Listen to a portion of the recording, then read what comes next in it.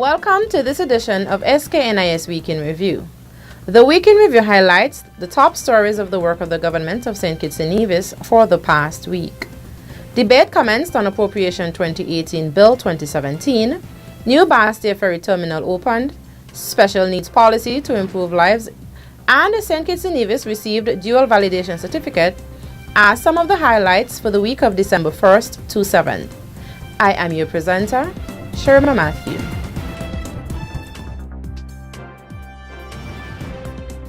Prime Minister and Minister of Finance, Dr. the Honorable Timothy Harris, on Wednesday, December 6th, during the sitting of Parliament, introduced the Appropriation 2018 Bill 2017 of just over EC $700 million under the theme, Putting People First in the Pursuit of Sustainable Development.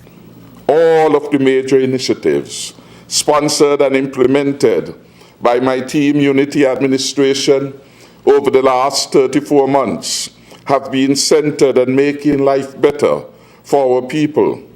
Many around the region marveled at the long list of accomplishments of my administration in less than 3 years. Every citizen of this federation can count on my administration to continue to do what is best to support the growth and development of our people and our nation. Dr. Harris noted that it was imperative to place increased focus on the people of the Federation as they are the country's main resource. He added that the government will continue to play its part in ensuring that all stakeholders benefit. The Appropriation 2018 Bill 2017 is a bill to provide for the services of St. Christopher and Nevis for the financial year commencing 1st January 2018 and ending on 31st December 2018. More on Budget 2018. The Appropriation 2018 Bill 2017 is designed to support and strengthen the implementation of various plans and programs of the government, said Prime Minister and Minister of Finance, Dr. the Honorable Timothy Harris, during his recent budget address. Prime Minister Harris said that in 2018, the government will, and I quote, continue to build on the solid foundation which we have already established, end of quote, to develop a number of initiatives. These include a dynamic climate change policy accompanied by a relevant climate change adaptation strategy, a new national housing policy, an updated land use policy, a national qualification register, a special needs policy, and a plan for action for non-communicable diseases. Prime Minister Harris stated that the following allocations comprise the proposals for both recurrent and capital expenditure. For the Governor, His Excellency's office, we are proposing for 2018 the sum of $2,251,346.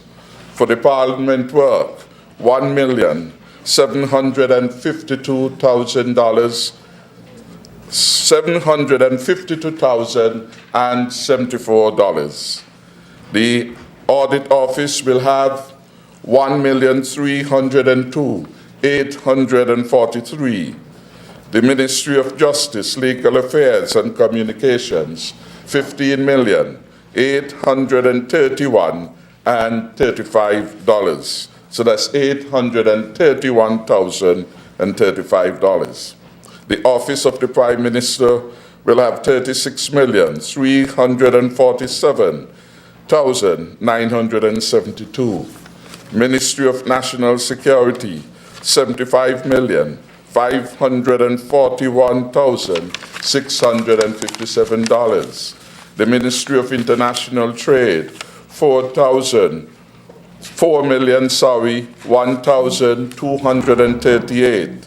The Ministry of Finance, $221,344,212. The Ministry of Community Development, Gender Affairs and Social Services, $18,647,145. The Ministry of Agriculture, Human Settlement, Cooperatives and Environment, $11,582,000 $994. Ministry of Tourism, $27,672,246. The Ministry of Public Infrastructure, Posts, Urban Development and Transport, $72,883,371. Ministry of Education, $91,806,588. Ministry of Health, $57,109,894. Ministry of Youth, Sports and Culture, $13,804,289. The Ministry of Sustainable Development, $16,316,046. Ministry of Foreign Affairs and Civil Aviation, $18,724,283. The Office of the Attorney General, $12,288,321. The Ministry of Nevis Affairs, Labor, Social Security, and Ecclesiastical Affairs, $6,921,482, bringing the total expenditure, as previously given, $706,129,036. The 2018 budget is presented under the theme, Putting People First, in a pursuit of sustainable development. The brand new Bastia Ferry Terminal, which will enhance the comfort and safety of passengers traveling between St. Kitts and Nevis and to other neighboring islands, officially opened on Wednesday, December 6th.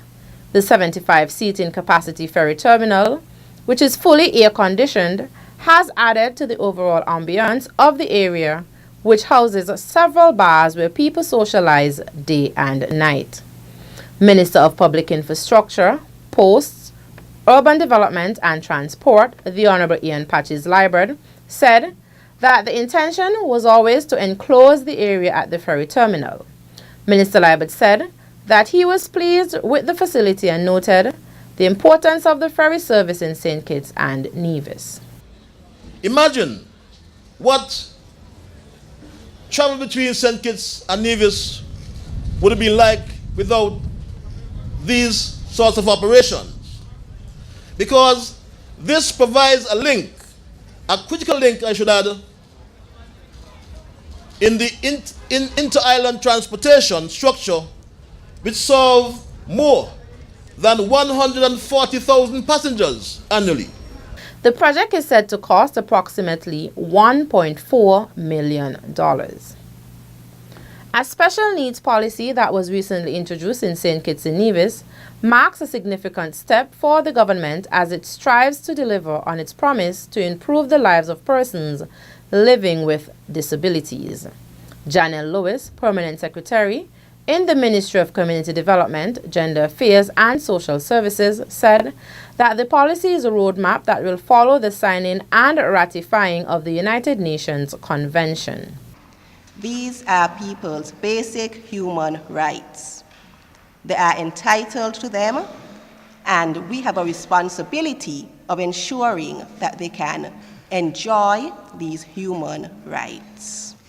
So, signing and ratifying the convention is but the first step.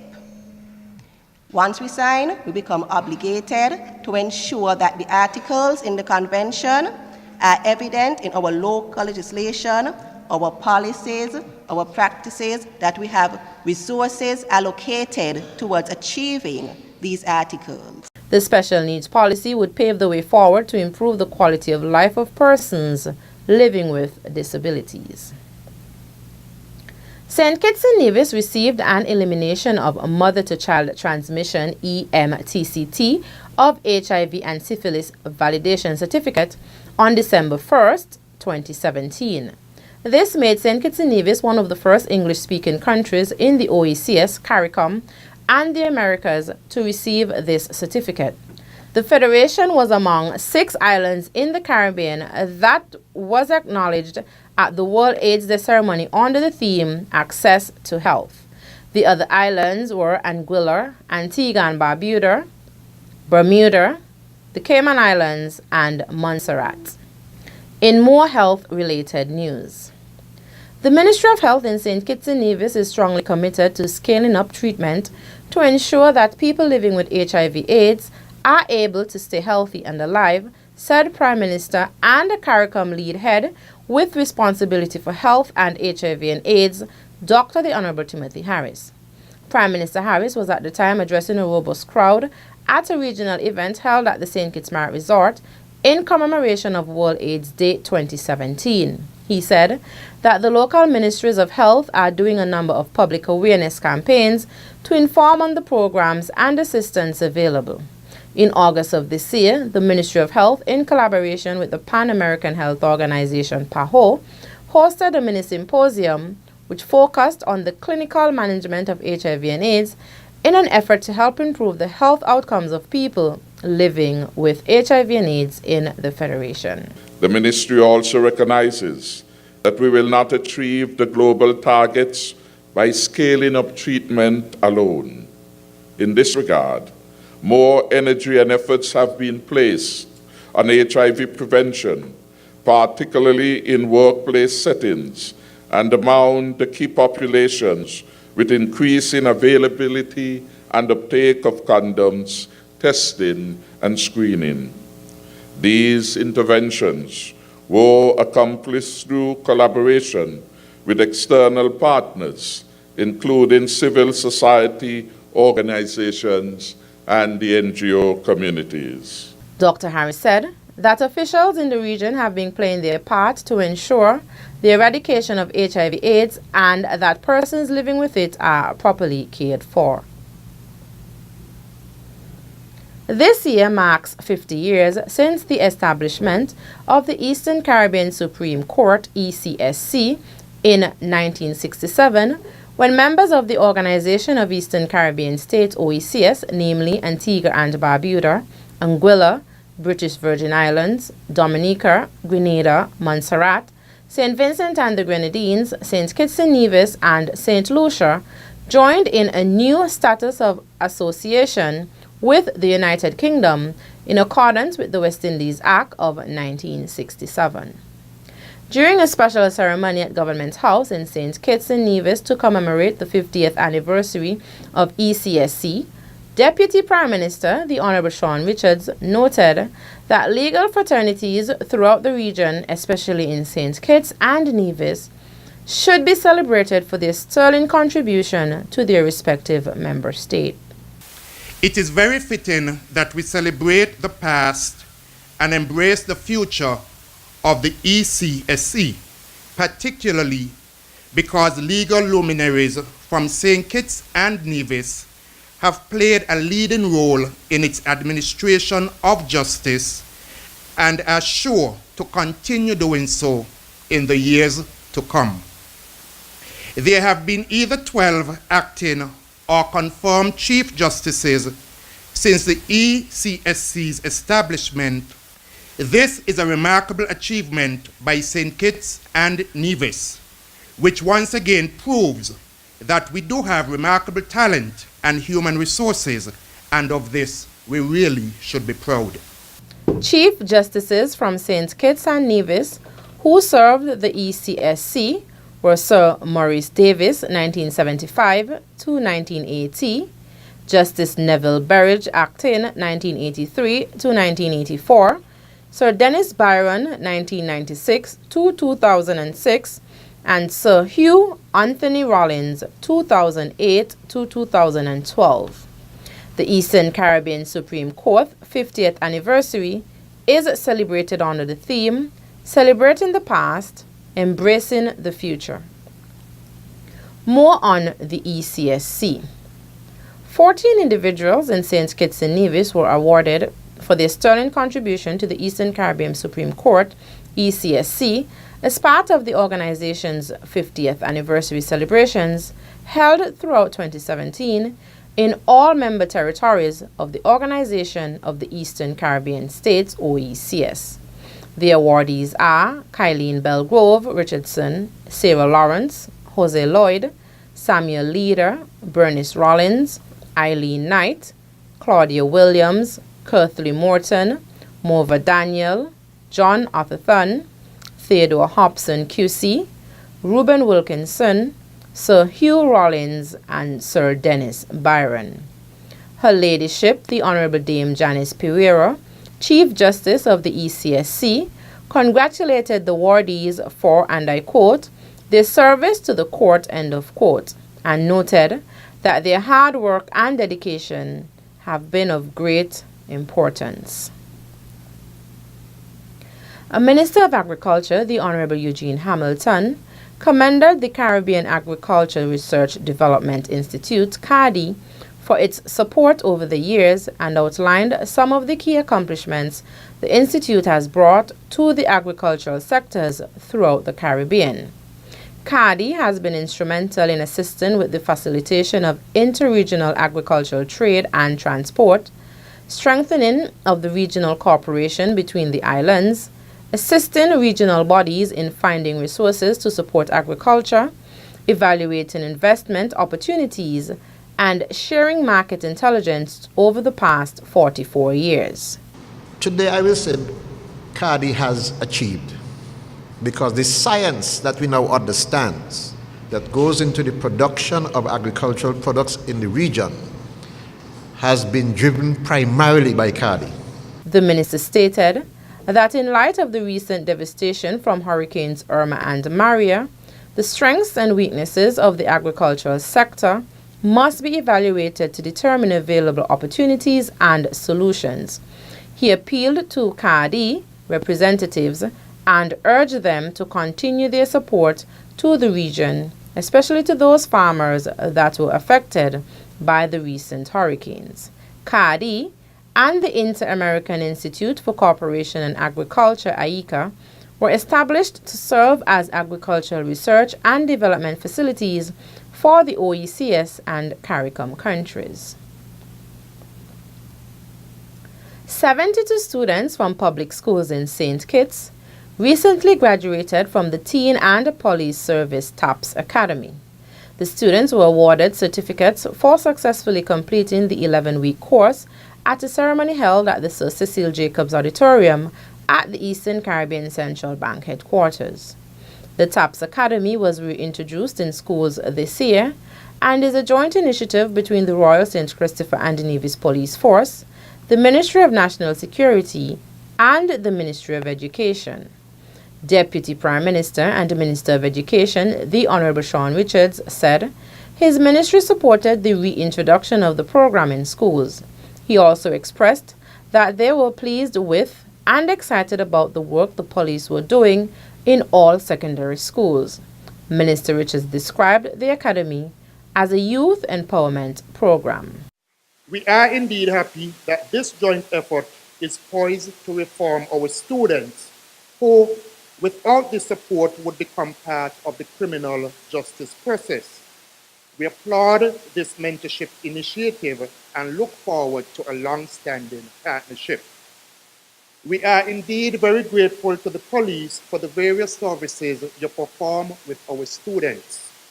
Your efforts in identifying and addressing potential social problems indeed provide a proactive approach. During the ceremony, Permanent Secretary in the Ministry of National Security, Mr. Osmond Petty, explained that although the start of the program was delayed because of the disruption caused by the passage of 2 major hurricanes, schools were still able to complete the curriculum. Topics discussed included conflict resolution, gang membership, bullying, team building, drugs, nutrition, as well as sexting and dating abuse. The Federation of St. Kitts and Nevis had the pleasure of hosting the Regional World AIDS Day celebration in collaboration with the Pan American Health Organization, PAHO, and UNAIDS, where the HIV prevention in the Spotlight report was launched. The event, which was held on December 1st, marked the observance of World AIDS Day under the theme Right to Health, Everybody Counts, highlighted the launch report, which focuses on analyzing the perspective of the health sectors in Latin America and the Caribbean. Ms. Noreen Jack, PAHO and WHO's representative for Jamaica, Bermuda, and Cayman Islands, said that the countries of Latin America and the Caribbean have committed to ending AIDS by 2030.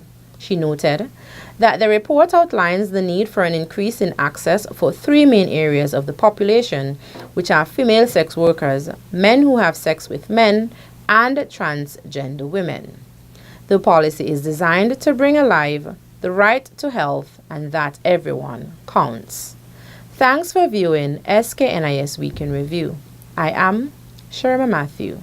See you next week as we continue to update you, the general public, on what's happening in and around the Federation.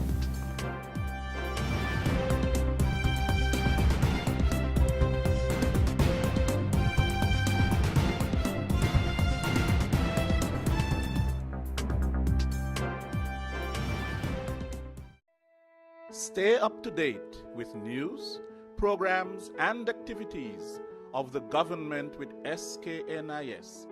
Like us on Facebook. Listen to us on SoundCloud.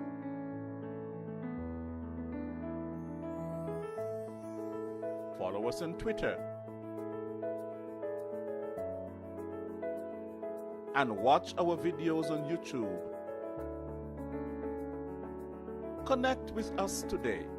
SKNIS, St. Kitts and Nevis Information Service.